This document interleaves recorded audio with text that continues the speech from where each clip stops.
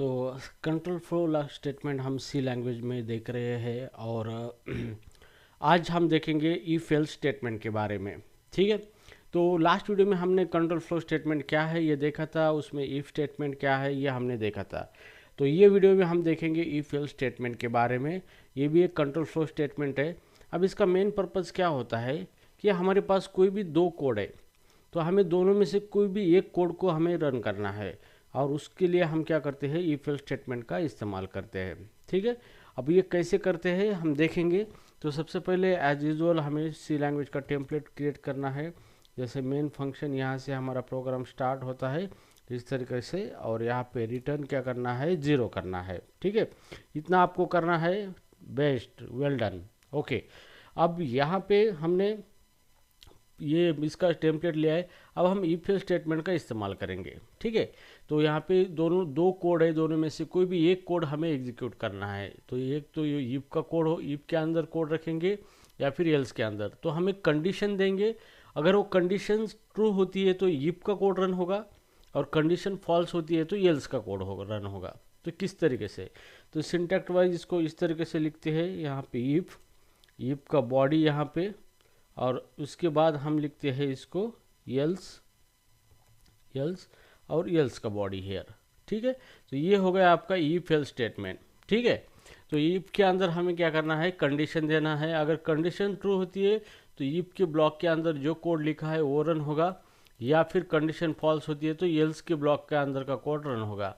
तो गाइज ध्यान रखिए, दोनों में से कोई एक ही कोड रन होगा, दोनों कोड रन नहीं होंगे।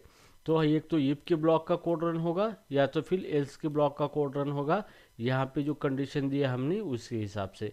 तो चलो हम कंडीशन देते हैं यहाँ पे। जैसे कि मेरे पास इंटीजर एक नंबर है, नम, यहाँ पे नंबर इक्वल टू मैं लेता हूँ यहाँ पे जैसे कि 12।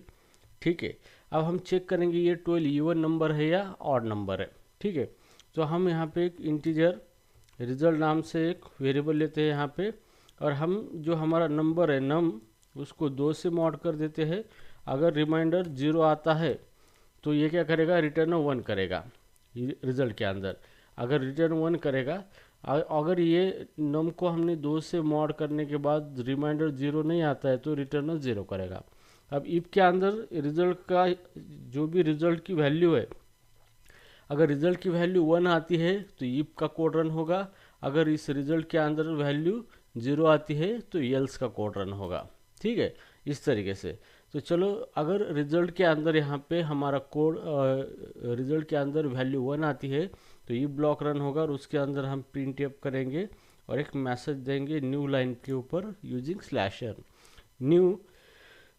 न्यू लाइन पे हमारा मैसेज प्रिंट होगा, और यहाँ पे देंगे हम इवन नंबर।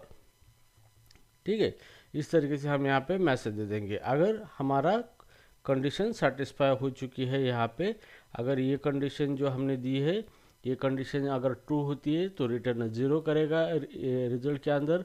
और इफ के अंदर हमने रिजल्ट दिया है, अगर रिजल्ट की वैल्यू 1 होगी तो यहाँ पे ये इफ स्टेटमेंट रन होगी। अगर रिजल्ट के अंदर वैल्यू 0 होगी तो एल्स के अंदर यहाँ पे हम मैसेज प्रिंट करेंगे इसी तरीके से, नॉट ए इवन नंबर मतलब इट्स अ ऑड नंबर।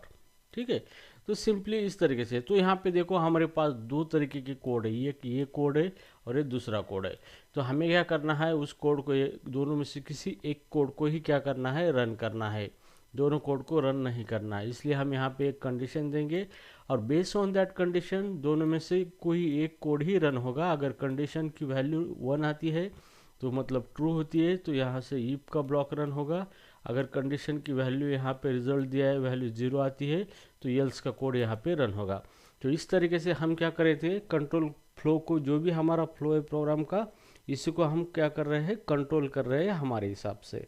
तो कुछ कोड हमें रन करना है या फिर कुछ कोड नहीं रन करना है, इसको कंट्रोल कर रहे हैं हम by using the if else statement. तो इस तरीके से आपका इफ एल्स स्टेटमेंट यूज होता है। तो अभी यहाँ पे हमने प्रिंट एफ फंक्शन यूज़ किया है, तो इस फंक्शन को हमें यूज़ करने के लिए इन हैश इंक्लूड एक हेडर फाइल इंक्लूड करनी है। आप सभी को पता है, जैसे stdio.h नाम से। ठीक है। ये फाइल हमें इंक्लूड करनी है यहाँ पे, और इंक्लूड करने के बाद उसके अंदर ये प्रिंटफ फंक्शन का सिग्नेचर है, तो ये अभी हमारा प्रोग्राम 100% वर्क होगा। ठीक है, तो चलो मैं इसको एग्जीक्यूट कंपाइल एंड एग्जीक्यूट कर देता हूँ।